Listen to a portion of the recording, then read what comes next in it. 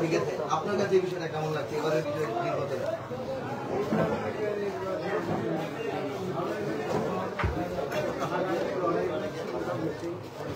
লড়াই হবেই, কারণ ওই দল তো কি করেছে আপনারাই জানেন। আমার মনে হয় নির্বাচনে তো শৃঙ্খল না হয়, সুন্দর পরিবেশে নির্বাচনটা ভালো হবে। তবে আমি ওইসব বলতে চাই না, নির্বাচন ভালো হয়েছে, আমাদের প্যানেল থেকে 18 জন গিয়েছে। আমার মনে হয় যে অবশ্যই আমরা ভালো কিছু করতে পারবো, ভালো কিছু করার চেষ্টা করবো, কারণ টাকার দিকে আমাদের কোনো জোর নাই, আমরা ওই দিকে লোকের কোনো চিন্তাও করতে পারি, ভালো যেটা হবে সেই কাজ করবো।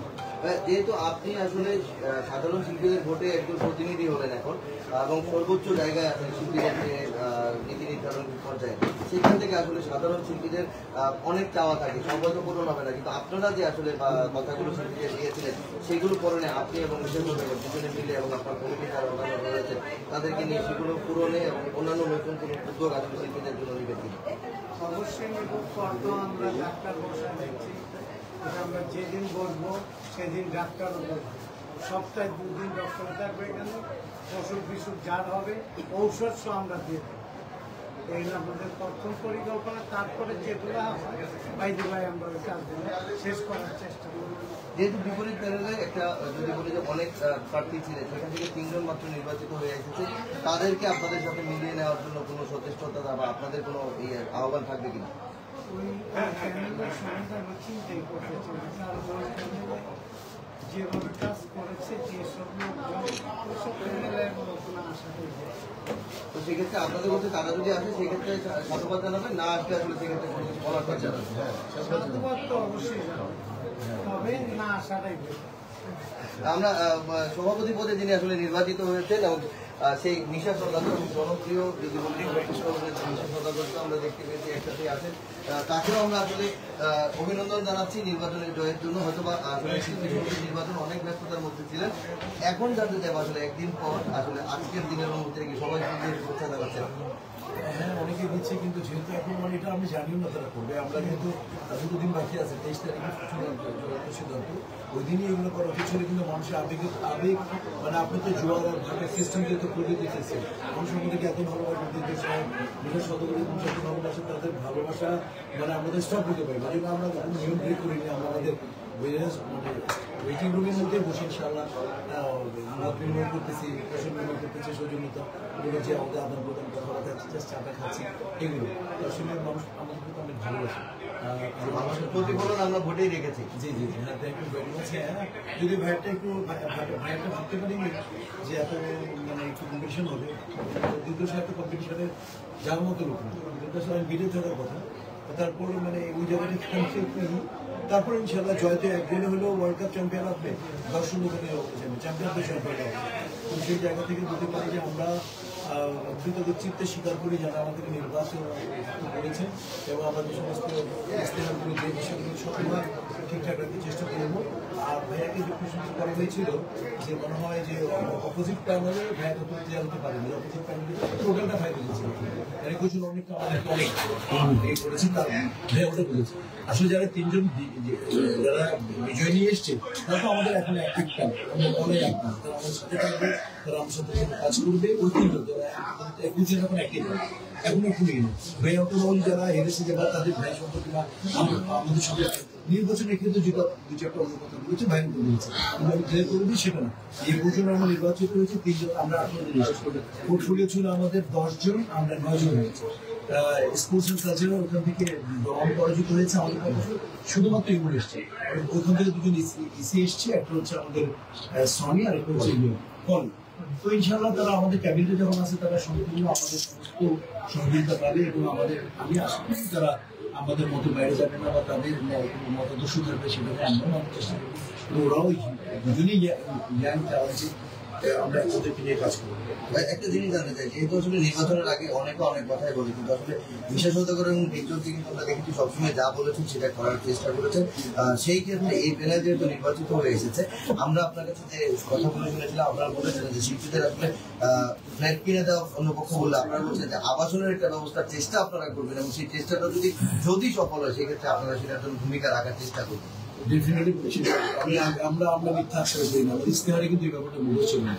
মানে যে কমিটি ধরেন আজকে নেই বা পরবর্তী হয়েছে, তারা যে সমস্ত কথা যে সমস্ত ইস্তেহার দিয়েছিল তারা কোনোটাই করতে পারেনি, বিদায় কিন্তু আজকে ধরে নেন ভরাডুবি বা এক্সেট্রা এক্সেট্রা এক্সেট্রা, বা তাদের দল থেকে তাদের লোকগুলোকে তারা কন্ট্রোল করতে পারেনি। তার মানে সেটা ব্যাপার না। বাট আমরা কথা যা দিয়েছি এর আগে, এই গত 2 বছর আগে তো আমি দেখি এই রুমে আমার ফুল ফুট ছিল 16 থেকে 17 বার দিদুর সাহেব আর আমার প্যানেল, আমরা 15 থেকে 17 মানুষের বাসায় আমরা সেবা থেকে আরম্ভ করে আমরা গিফট বা খাবার দাবার পাঠিয়েছি, যার যার প্রয়োজন ছিল। ফিনান্স মন্ত্রণালয়ে আমরা গিয়েছি, টাকা এনেছি, দিদুর সাহেব আমার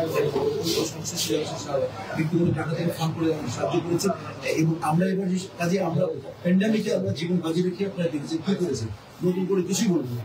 তো আমরা কি করেছি, আমরা কিন্তু বিন্দুমাত্র আমরা দিবসে আমাদের বিন্দুমাত্র কথা নেই যে আমরা করে ফুটে এই করি। যার যতটুকু প্রয়োজন মিডিয়া যেটা জানার কথা সেটা জান। ব্যক্তিগতভাবে দিব্য সাহেবকে আপনি কি পরিচয় করাবেন, সমিতি পরিচয় করাবেন।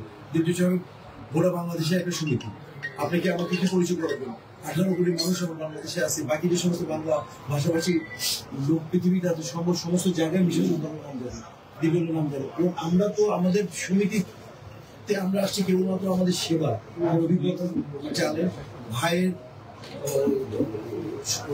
সততা, ভাইয়ের ন্যায় ঘোরানোটা, ভাইয়ের দাম ছিল যে দাম ছিল উদারতা, সমস্ত কিছু দিয়ে। এবং আমাদের